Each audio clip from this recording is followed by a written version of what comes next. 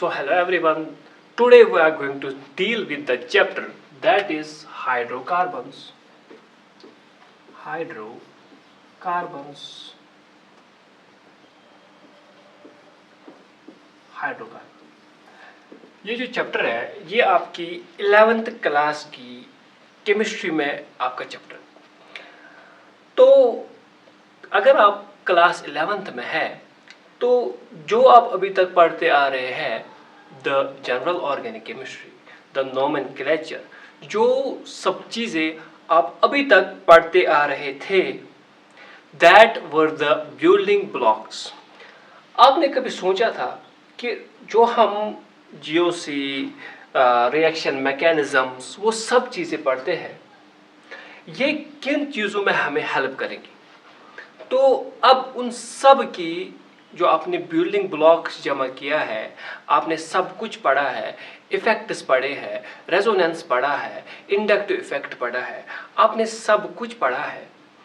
अब जो एप्लीकेशन होती है उन सब की, जीओसी की जो एप्लीकेशन होती है या आइसोमेरिज्म की जो एप्लीकेशन अब आपको आएंगी, वो आपको इस चैप्टर में देखने को मिलेगी। देयरफॉर फॉर क्लास 11th, अगर आप क्लास 11th में है तो आपको ये चैप्टर बिल्कुल पहले से पढ़ना है और उसी सीक्वेंस में फॉलो करना है जिस सीक्वेंस में आपको पढ़ाया जाए। आपको उसी सीक्वेंस में चलना है, क्योंकि ये जो सीक्वेंस होगी, this will differ from the conventional sequence what you had been seen in recent chapters. ठीक है, तो हम बिल्कुल सीक्वेंस में पढ़ेंगे और मैं उम्मीद करता हूं कि आप भी इस चैप्टर को बिल्कुल सीक्वेंस में पढ़ेंगे। ठीक है, और बात रही जो हमारे कॉम्पिटिटिव एग्जाम्स के लिए बच्चे प्रिपेयर कर रहे हैं, तो इंट्रोडक्शन वाला पार्ट जो है वो आप स्किप कर सकते हैं, आपके लिए ज़रूरत नहीं है। तो आप लेटर ऑन जो है वेदर द लेक्चर नंबर 2 और इसी लेक्चर में जो है अगर हमने जो है आपके क्वेश्चन स्टार्ट करना शुरू कर दिए तो आप वहाँ से देखिए। ठीक है, पहले हम इंट्रोडक्शन पढ़ते हैं हाइड्रोकार्बन्स का। Hydrocarbons, what does it mean by hydrocarbons? Hydro means hydrogen, simple. ओ हाइड्रोजन है ना यार, कार्बन मीन्स कार्बन, सिंपल सा नाम है इसका। ठीक है, हाइड्रोकार्बन्स, हाइड्रोजन प्लस कार्बन जब हमें किसी भी एटम किसी भी मॉलिक्यूल में मिलते हैं, जब हमें हाइड्रोजन एटम और कार्बन एटम्स हमें किसी भी मॉलिक्यूल में मिलते हैं तो हम उसका नाम हाइड्रोकार्बन्स रखते हैं। सिंपल सी डेफिनेशन है इसकी, इसमें कोई आपको डीप एनालिसिस करने की जरूरत नहीं। डीप एनालिसिस आप जो ही चैप्टर पढ़ते जाओगे, ये जो इंट्रोडक्शन है वो सब कुछ आपको क्लियर होता जाएगा। ठीक है, these hydrocarbons are much important for our daily lives। ठीक है, ये जो हाइड्रोकार्बन्स है हमारी डे टू डे लाइफ में बहुत यूज में आते हैं। आप कहेंगे कहाँ सर? मैं एक पॉइंट लिखता हूँ, ये जो मेरे हाइड्रोकार्बन्स होते हैं, these are energy sources। मतलब एनर्जी सोर्सेस का मतलब देखिए, जब भी हम कभी हाइड्रोकार्बन्स की रिएक्शन कराते हैं वेदर विद ऑक्सीजन या हम बॉन्ड ब्रेकिंग, बॉन्ड फॉर्मिंग इनमें करते हैं, जो हम आगे रिएक्शंस पढ़ेंगे, तो आप देखोगे that reactions would be highly exothermic. Exothermic का मतलब पता है ना आपको? They will release the heat, the reaction will release the heat. Therefore is the characteristic feature I am saying that hydrocarbons are generally energy sources. They release energies on reaction or by the breaking of bonds or by the formation of bonds. We will see it in this chapter. अच्छा, अगर हम daily house holds की बात करें, अब सबने LPG gas तो जिंदगी में सुना ही होगा, लिक्विफाइड पेट्रोलियम गैस। ये जो एलपीजी गैस होता है, ये जो एलपीजी गैस होता है, ये बना हुआ होता है ब्यूटेन प्लस प्रोपेन। और ये जो ब्यूटेन और ये जो प्रोपेन है मेरे पास, ये हमारे जो है हाइड्रोकार्बन्स होते हैं। आपको खुद पता चलेगा, जिन्होंने पढ़ा है उनको पता है, जिनको अभी पढ़ना है तो उनके लिए भी ये होगा that butane and propane are hydrocarbons. और LPG gas, you know why do we use LPG? अच्छा, सीएनजी गैस, इसमें जो होता है that is methane, that is methane. CNG gas में मिथेन होता है, और मिथेन जो होता है हमारे पास that is a hydrocarbon, simple. अच्छा, आप सब कैंपिंग पे तो गए होंगे, और वो हमारे पास एक पोर्टेबल गैस, छोटा सा एक गैस सिलेंडर जैसा छोटा सा एक सिलेंडर आता है, उसमें आप देख सकते हो, उसमें लिखा होता है that it's a butane gas, ठीक है ना, and we are using it for the flames. समझ आ रही है आपको? That is hydrocarbon. इसका मतलब हाइड्रोकार्बन्स हमारी लाइफ में, हमारी जिंदगियों में बहुत एक अहम किरदार अदा करता है, और ये हमारा एनर्जी सोर्सेज रहते हैं। अभी हम देखेंगे it releases huge amount of heats, ठीक है, और कुछ ऐसी हीट्स बन जाती है, ऐसी हीट्स रिलीज हो जाती है that you can't control them, ठीक है। ये तो हो गया डेफिनेशन और थोड़ा सा इंट्रोडक्शन ऑफ हाइड्रोकार्बन, ठीक है। तो अब इसके बाद हमारी जो एनसीईआरटी है, हम उसको फॉलो करेंगे इस चैप्टर को पढ़ने में, लेकिन हम स्ट्रिक्टली उसके टॉपिक्स तो फॉलो करेंगे, लेकिन जो टॉपिक्स में कॉन्सेप्ट्स आते हैं वो शायद एनसीईआरटी ने अच्छे से एक्सप्लेन नहीं किए हुए हैं, ठीक है। और भी कुछ रिएक्शंस आती है जो आपकी कॉम्पिटिटिव जो एग्जामिनेशन है उसके हिसाब से बड़ी ही इम्पोर्टेंट रिएक्शंस होती है, तो वो सारी हम देखेंगे। But will follow when you read the NCERT after going through this chapter, तो आपको हर एक पॉइंट एनसीईआरटी का समझ आएगा, ठीक है। तो हम हाइड्रोकार्बन की क्लासिफिकेशन पढ़ेंगे। पहले इसकी क्लासिफिकेशन होती है, आप एनसीईआरटी में देखो उसने भी क्लासिफाई किया है। और ठीक है ना यार, क्लासिफिकेशन ऑफ हाइड्रोकार्बन्स, क्लासिफाई क्यों करते हैं? We have a diverse number of hydrocarbons, ठीक है। तो हमें इनको क्लासिफाई करना है डिफरेंट ग्रुप्स में, और हमें सीक्वेंस के साथ उनको पढ़ना है। क्लासिफिकेशन में जो पहला मेरा क्लासिफिकेशन आता है दैट इज अनसैचुरेटेड। पहले हम सैचुरेटेड लिखते हैं, will go through the sequence. Saturated hydrocarbon, ठीक है ना। दूसरा हमारा आता है अनसैचुरेटेड। आपने ये सब चीज़ें आपकी जो आप 11th में ना 9th में भी पढ़ते हैं, ठीक है, ST सैचुरेशन, अनसैचुरेटेड, ये जो है आप अपने 9th क्लास में भी पढ़ते हैं, आपको याद हो कि न याद हो। तीसरा जो है हमारा, वो आप जनरली 11th में ही पढ़ते हैं, that is over aromatic hydrocarbons, we can say hydrocarbon. These are three main types of hydrocarbons which we have to deal with in this chapter. समझ आ रही है आपको मेरी बात? सैचुरेटेड हाइड्रोकार्बन का मतलब आपको पता है, लेकिन मैं फिर भी एक्सप्लेन करूंगा उनके लिए जिनको ये सब चीजें नहीं पता। Saturated hydrocarbon, when carbon atom is attached to four atoms, when carbon atom is attached to 4 atoms with single bond, there is no pi bond in saturated hydrocarbon. When carbon is attached to 4 atoms, we call it as the saturated hydrocarbon. As far as saturated name is concerned, अगर आप देखोगे carbon 4 ही bonds बना सकता है, और इसने चारों के चारों बॉन्ड्स बनाए हैं 4 एटम्स के साथ, therefore we call it as saturated. Saturated मतलब filled, ठीक है. अनसैचुरेटेड हाइड्रोकार्बन आप वहीं से कहेंगे ये वो हाइड्रोकार्बन्स होंगे जो कार्बन एटम 4 एटम्स के साथ अटैच नहीं होगा. For example carbon double bond carbon, hydrogen I am sorry these are the 2 hydrogens, ठीक है. कार्बन कितने बॉन्ड बनाता है? 4, 1 2 3 4.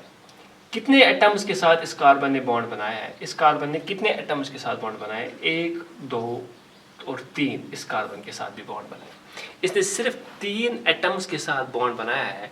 इसमें एक पाई बॉन्ड प्रेजेंट है, therefore we call it as unsaturated. और समझ आ रही है आपको? अब अनसैचुरेटेड में 2 टाइप्स है, एक तो अल्कीन, दूसरा अल्काइन.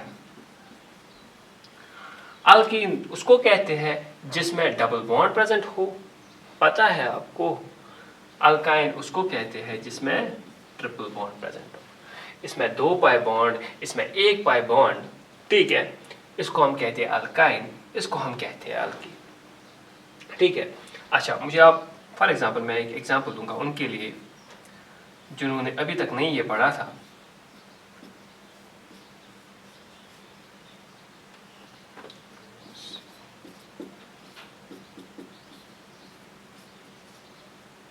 आप मुझे बोले यहाँ पे ये जो मैंने एक कार्बन की चेन बनाई, आप मुझे बोले इसमें कौन सा कार्बन, खुद करिए आप, खुद करिए, बिल्कुल इजी कॉन्सेप्ट है. कौन सा कार्बन सैचुरेटेड है, कौन सा अनसैचुरेटेड है, कौन सा अल्कीन है, कौन सा अल्काइन, ये आप खुद करें, ठीक है. इसमें आपको ज़्यादा कुछ करने की ज़रूरत नहीं है, सिंपल डेफिनेशन पे बेस्ड है क्वेश्चन.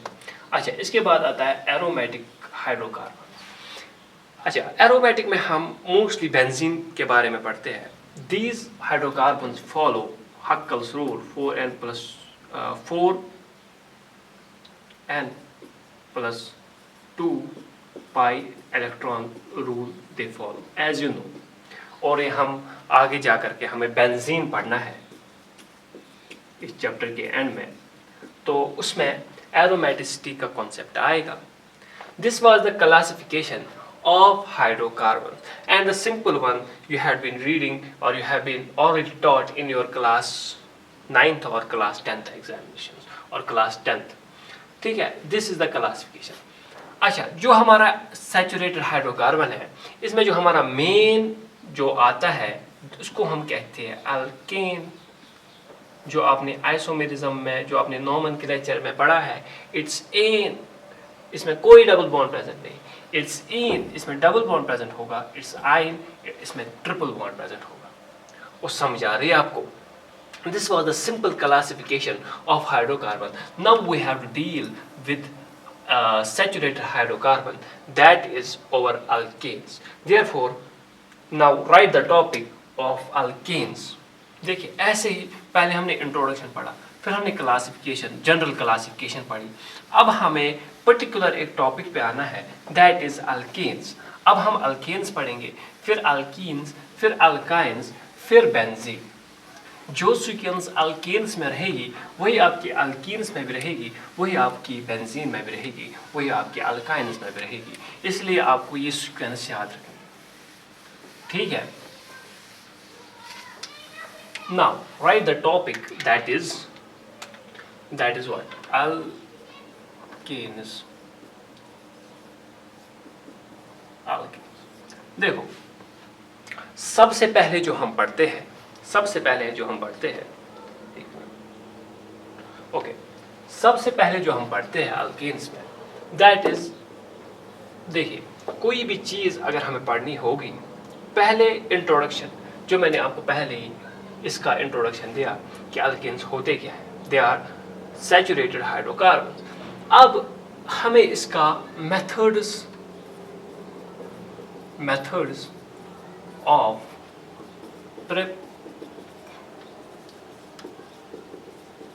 प्रिपरेशन, हम इस अल्केन को बनाते कैसे हैं, हम इस अल्केन को बनाते कैसे हैं. हमें वेरियस मेथड्स पढ़ने हैं, मेथड्स ऑफ प्रिपरेशन। अच्छा, बहुत सारे मेथड्स हमें पढ़ने हैं। मेन जो मैं आपको 3 यहाँ पे बता दूँ, मेन 3 हम बहुत सारे पढ़ेंगे। First one is from unsaturated hydrocarbons. The second one is from alkyl halides.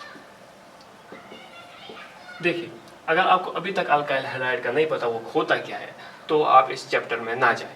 आप पहले देखिए कि अल्काइल हैलाइड्स होते क्या है। अनसैचुरेटेड हाइड्रोकार्बन्स, मैंने आपको कहा, फ्रॉम कार्बोक्सिलिक एसिड्स, ठीक है। This are the 3 main types of preparation of alkanes. अब हमें पहले क्या पढ़ना है? From unsaturated hydrocarbons. बिल्कुल अच्छे से, बिल्कुल डिटेल में ये हमारी पहली रिएक्शन होगी, ठीक है। तो मैं ये रब करता हूँ और हम अपने मेन टॉपिक पे, that is methods of preparation of alkanes from unsaturated hydrocarbons. अब आप वहीं से बोलोगे मेरे पास अनसैचुरेटेड हाइड्रोकार्बन्स क्या क्या है? एक तो है अल्कीन, दूसरा है या तो है अल्काइन।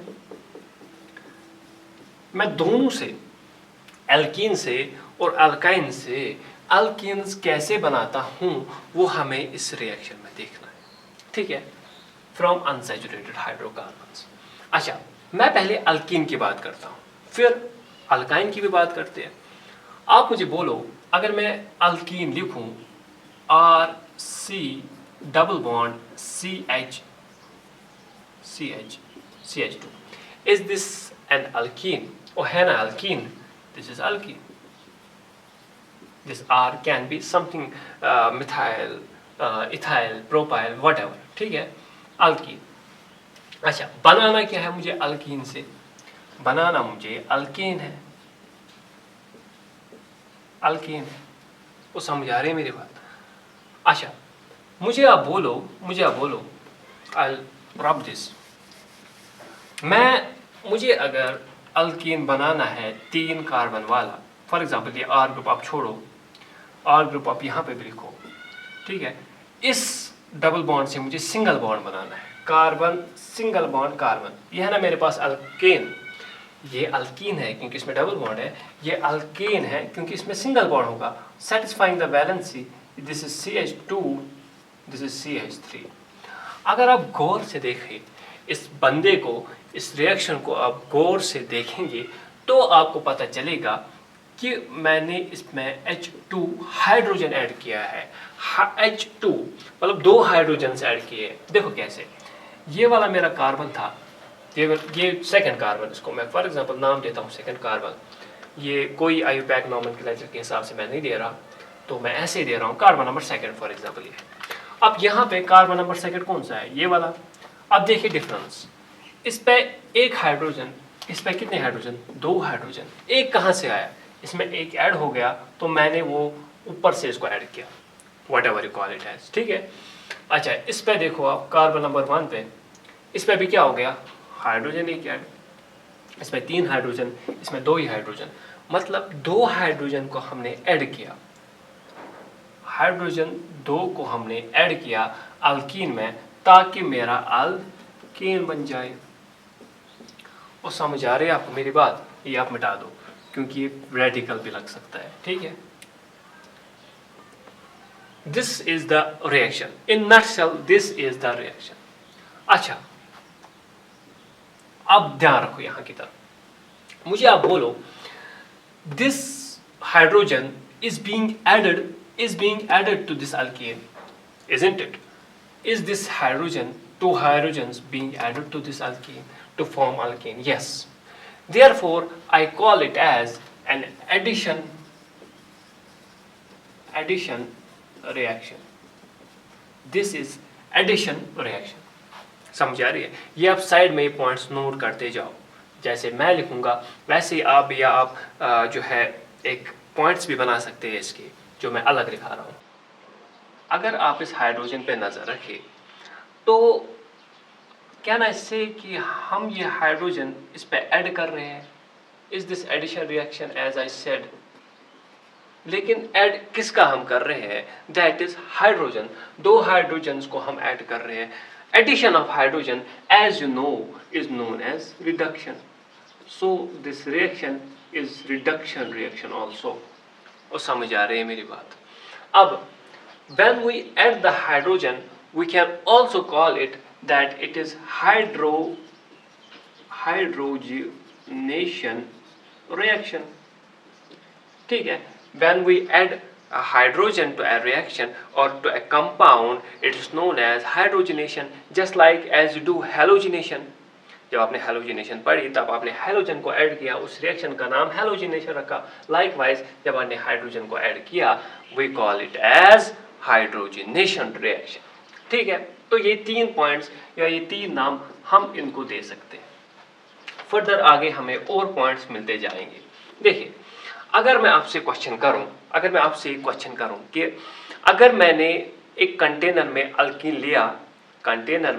लिया और उसमें हाइड्रोजन पुट किया, ठीक है, एक कंटेनर में हमने हाइड्रोजन भी लिया और अल्कीन भी लिया, क्या ये हमारा अल्कीन बना सकता है? This is question to you. मैंने एक कंटेनर में अल्कीन लिया और हाइड्रोजन लिया, क्या ये अल्कीन बनाना चाहिए? यस, ठीक है ना, ये बनाने चाहिए, लेकिन क्या ये बनाते हैं? नहीं बनाते, ये नहीं बनाते। When I add hydrogen to alkene simply they can't form alkene। Therefore some other thing, कुछ और चीजें जरूरत है इस अल्कीन को अल्केन में कन्वर्ट करने के लिए। दैट इज योर कैटलिस्ट और that is your metal catalyst, that is निकल। ये निकल जो होता है ये मेटल कैटलिस्ट, जो 11th में बच्चे हैं उनको आगे जाकर के मेटल्स भी पढ़ने हैं और कैटलिस्ट्स भी पढ़ने हैं, खुद ब खुद आपको समझ आएगा। This is a metal catalyst. This reaction occurs in presence of this metal catalyst। Without this metal catalyst the hydrogen can't be added to alkene। ठीक है, therefore can I call this reaction as metal catalyzed reaction? Can I call it as metal catalyzed reaction? और कह सकता हूँ ना metal catalyzed reaction, क्योंकि this happens in presence of metal। हम निकल के बदले प्लेटिनम या पैलेडियम भी यूज कर सकते हैं। जो हमारा निकल होता है, ये मैं पहले ही कह के रख दूं, निकल जो होता है that works in high temperature. इसको हमें पहले हाई टेम्परेचर देना पड़ता है ताकि ये वर्क करे, लेकिन nearly 200 degree Celsius to 400 degree Celsius हमें इसको टेम्परेचर रखना पड़ता है अगर हमें हाइड्रोजनेशन करनी है इन प्रेजेंस ऑफ निकल।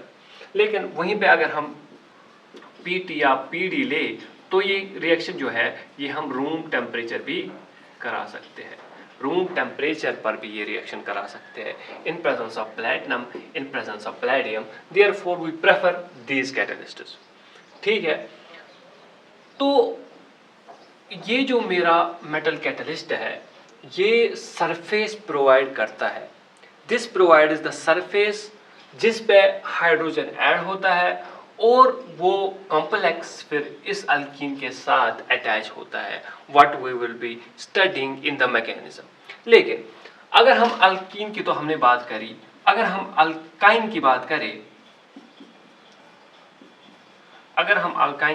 करें, ठीक है, आप मुझे बोले अगर मैं इसको हाइड्रोजन ऐड करता हूं इन प्रेजेंस ऑफ निकल तो क्या होगा? देखिए, जब मैं इस पे हाइड्रोजन ऐड करता हूं तो एक बॉन्ड टूट जाता है, एज यू सा इन दिस फर्स्ट रिएक्शन, एक बॉन्ड टूट जाता है। इसको हम हाइड्रोजन देते हैं, इसको हम हाइड्रोजन देते हैं, तो क्या बन जाएगा? देखो, R C double bond C H2 और इसको एक हाइड्रोजन जो हम इसको ऐड करते हैं। अब मेरे पास क्या बन गया? Isn't it an alkene? ये अल्कीन नहीं है मेरे पास अब अल्कीन बन गया। अच्छा, तो क्या ये जो रिएक्शन होती है, ये जो अल्काइन्स का एडिशन होता है, क्या ये यहीं पे रुक जाता है? नहीं, this is highly reducing agent. H2 in presence of nickel is a highly reducing agent, therefore it further breaks this pi bond। ये वाला बॉन्ड और ब्रेक करता है और इसको हाइड्रोजन देता है, इसको एक और हाइड्रोजन देता है, that is addition of H2 in presence of nickel, that gives us alkane. अच्छा, हमने अल्काइन से हमने अल्कीन बनाया और अल्कीन से हमने अल्केन बनाया, लेकिन ये जो रिएक्शन होती है हाइड्रोजन की इन प्रेजेंस ऑफ निकल, ये अल्काइन को डायरेक्ट अल्केन में कन्वर्ट करती है। ये हाईली रिड्यूसिंग एजेंट्स होते हैं, ठीक है। अच्छा, क्या ये कभी यहाँ पे अगर मैं चाहता हूँ कि ये अल्काइन जो है मेरे पास ये अल्कीन बन जाए, तो मैं क्या ये प्रोसेस कर सकता हूँ? हमें दो रिएक्शंस मेनली बर्च रिडक्शन या लिंडार्ड्स कैटलिस्ट पढ़ने हैं, जो कि इस रिएक्शन को पॉइजन करते हैं और सेकंड स्टेप पे ही रोक देते हैं। लेकिन as far as nickel and hydrogen is concern, ये हमारे अल्कीन को अल्काइन को डायरेक्ट अल्केन में कन्वर्ट करता है, ठीक है। सिंपल सी बात है। अच्छा, अगर मैं आपसे एक क्वेश्चन करूं, this is the most important question, नजर रखना। अगर मैं क्वेश्चन करूं रेट ऑफ रिएक्शन के बारे में, मतलब जो मेरा अल्कीन है या मेरा अल्काइन है, इन दोनों में से पहले अल्केन कौन देगा? जो अल्कीन है या अल्काइन है, सबसे ज्यादा इन दोनों में से किसकी रेट ऑफ रिएक्शन ज्यादा होगी? अल्कीन की होगी या अल्काइन की होगी? एक हिंट दे दूं, एक हिंट दूंगा मैं, ये आपसे एक क्वेश्चन है। ये जो अल्कीन है, इसको अल्केन बनाने में एक स्टेप लगता है, ठीक है, और अल्काइन को अल्केन बनाने में 2 स्टेप्स लगते हैं। क्या आप गैस कर सकते हो कि पहले कौन अल्केन बनाएगा? आप सोच रहे होगे दैट अल्कीन, आप ऐसा सोच रहे होगे कि अल्कीन जो है इसकी रेट ऑफ रिएक्शन ज्यादा होगी एज कंपेयर टू अल्काइन। इसको एक ही स्टेप लगता है, समझो मेरी बात को, इसको एक ही स्टेप लगता है अल्केन बनाने में, लेकिन जो यहाँ पे अल्काइन है इसको पहले अल्कीन में कन्वर्ट होना पड़ता है, इसके बाद अल्केन में कन्वर्ट होना पड़ता है, 2 स्टेप्स करने पड़ते हैं। इसका मतलब अगर हम कॉमन सेंस लगाए तो अल्कीन की जो रेट ऑफ रिएक्शन होगी वो इससे ज्यादा होगी, but this is not true. बल्कि अगर मैं कहूँ आपसे, अल्काइन जो होता है, अल्काइन, इसी की रेट ऑफ रिएक्शन ज्यादा होती है as compare to alkene. That will be shocking to you. तो रेट ऑफ रिएक्शन समझने के लिए या बहुत सारे क्वेश्चंस इस रिएक्शन जो हम पढ़ते हैं इस रिएक्शन में, उनको हम आंसर नहीं दे सकते तब तक जब तक ना हम इसका रियल मैकेनिज्म समझे। वो समझ आ रही है मेरी बात? तब तक हम जो है इनकी जो सब पॉइंट्स होते हैं, for example rate of reaction, किसकी रेट ज्यादा होती है, तो हम इस बेसिस पे वो नहीं कह सकते। हमें डिटेल्ड मैकेनिज्म पढ़ना है इस रिएक्शन का, ताकि हमें इस क्वेश्चन का आंसर मिल जाए। बहुत सारे क्वेश्चंस और अराइज होंगे, लेकिन that would be answered by the mechanism. Therefore we will now study the mechanism of this reaction। और मैकेनिज्म पढ़ने के बाद फिर से मैं ये क्वेश्चन करूंगा, और मुझे उम्मीद है कि आप सब उन सब क्वेश्चंस का बिल्कुल अच्छे से और इजीली आंसर करेंगे, ठीक है। तो अब हम आ रहे हैं इसकी मैकेनिज्म पे, इस रिएक्शन की मैकेनिज्म पे। चलिए मैं सारा ये रब कर लेता हूँ। अब हम मैकेनिज्म पढ़ेंगे, ठीक है। मैकेनिज्म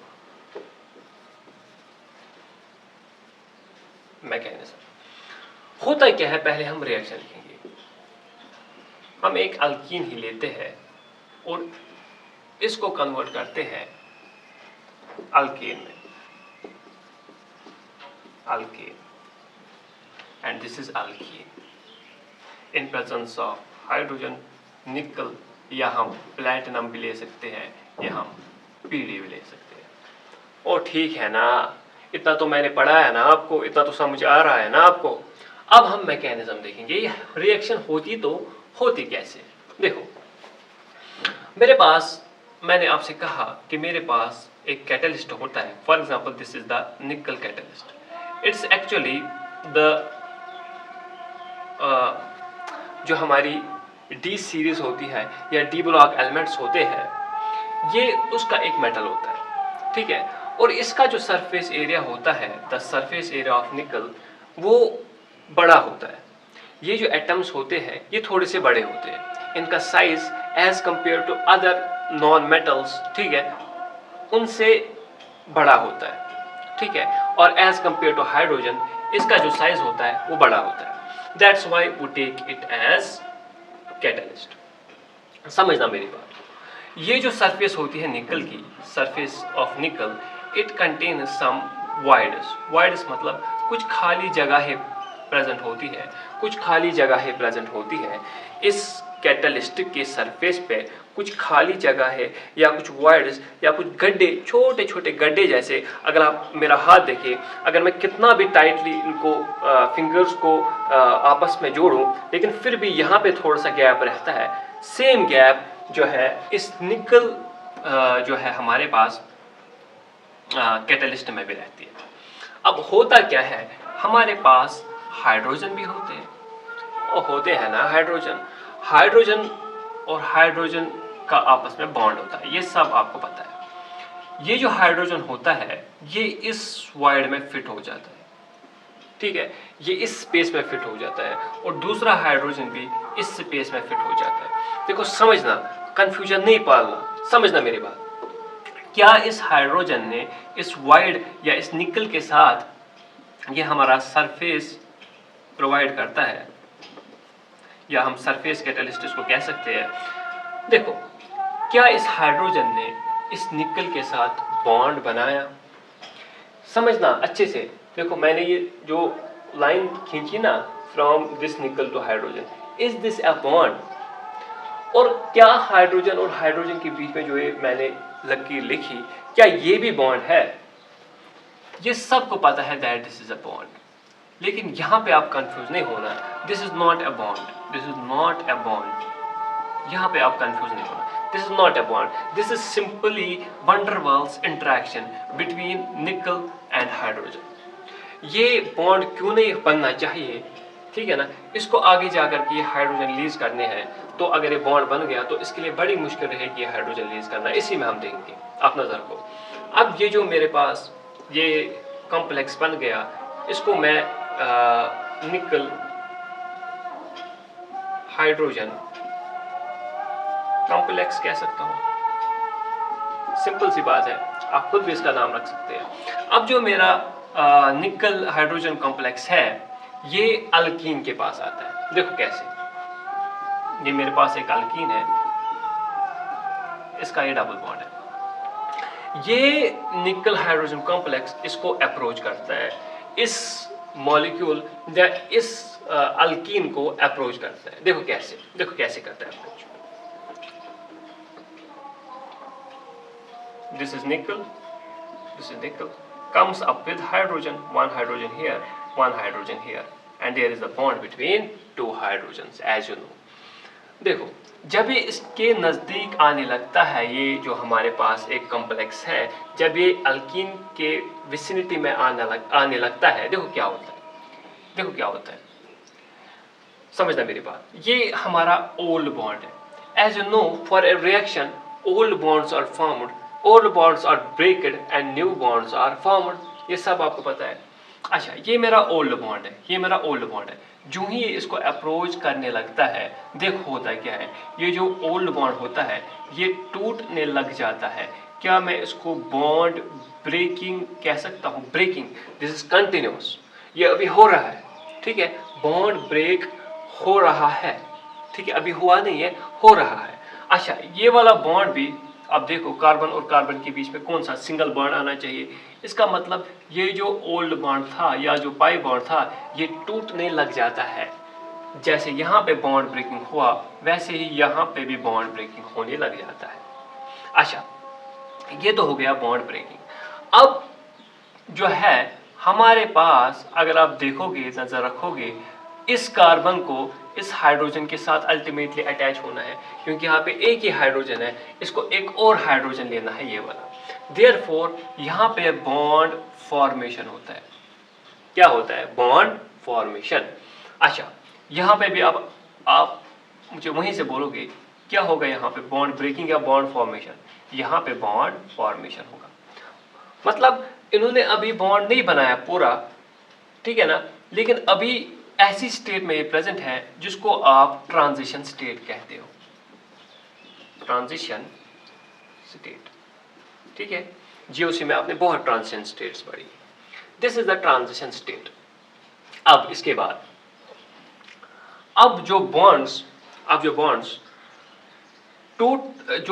टूट रहे होते हैं, नजर रखना, अब जो बॉन्ड्स टूट रहे होते हैं वो टूट जाते हैं, और जो बॉन्ड्स बनने जा रहे होते हैं वो अब बन जाते हैं। और होता क्या है, हमारे पास एक मॉलिक्यूल आता है that we call it as alkane. Simple mechanism. Alkyne होता है, उसके अप्रोच में या उसकी विसिनिटी में हमारा एक कैटलिस्ट हाइड्रोजन को लेके आता है। वो हाइड्रोजन जब विसिनिटी में आता है अल्कीन की, जो पुराने बॉन्ड्स होते हैं वो ब्रेक हो जाते हैं और जो नए बॉन्ड्स होते हैं वो बन जाते हैं। समझ आ रही है आपको मेरी बात?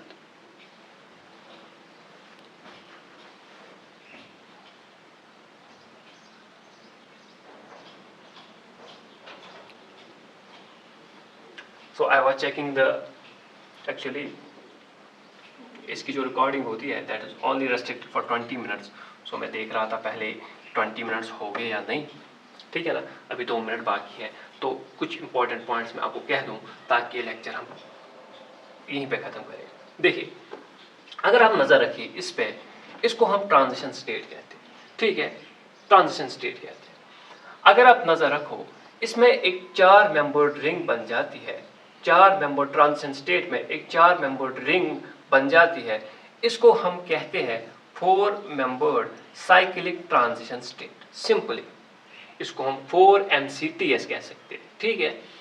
अच्छा, अब इसके बाद एक इंपॉर्टेंट पॉइंट है, ये तो हुआ पहला, ये दूसरा, इसको हम बेबी अल्कीन भी कहते हैं, ठीक है। This is also known as baby alkene. These are the 3 points. लेकिन अब मैं आपसे 1 मिनट में एक एडिशन पढ़ाऊंगा, that is over syn addition. अगर मैं आपसे कहूं दैट द हाइड्रोजनेशन और the addition of hydrogen is syn addition, तो क्या आप ये बात मानेंगे? पहले आप कहेंगे सिन एडिशन हमें पता ये होता क्या है, ठीक है, आपने इतनी जीओसी पढ़ी, अब तो आना चाहिए आपको सिन एडिशन। चलो मैं फिर भी बोलता हूं। देखिए, ये हाइड्रोजन ऐड हुआ ना, ये 2 हाइड्रोजन ऐड हुए, एक ये हाइड्रोजन ऐड हुआ और ये एक हाइड्रोजन ऐड हुआ। इस कार्बन पे एक हाइड्रोजन ऐड, इस कार्बन पे एक हाइड्रोजन ऐड। आप मुझे बोलो, क्या ये दोनों हाइड्रोजन्स एक ही साइड से ऐड हो गए? क्या ये दोनों हाइड्रोजन्स एक ही साइड से ऐड हो गए? जब ये एक ही साइड से ऐड हो जाते हैं तो इसको हम सिन एडिशन कहते हैं। दूसरा होता है एंटी एडिशन। एंटी एडिशन में होता क्या है, फॉर एग्जांपल ये एक हाइड्रोजन यहाँ से आएगा और दूसरा हाइड्रोजन ऊपर से आएगा, लेकिन यहाँ पे ऐसा नहीं होता, यहाँ पे सिन एडिशन होता है। अगर ये 2 हाइड्रोजन नीचे से आते हैं तो दोनों नीचे से ही आते हैं, अगर ऊपर से आते हैं तो दोनों ऊपर से ही आते हैं। This is what we call it as syn addition. अच्छा, अब जो है हम बाकी की चीज़ें नेक्स्ट लेक्चर में पढ़ेंगे।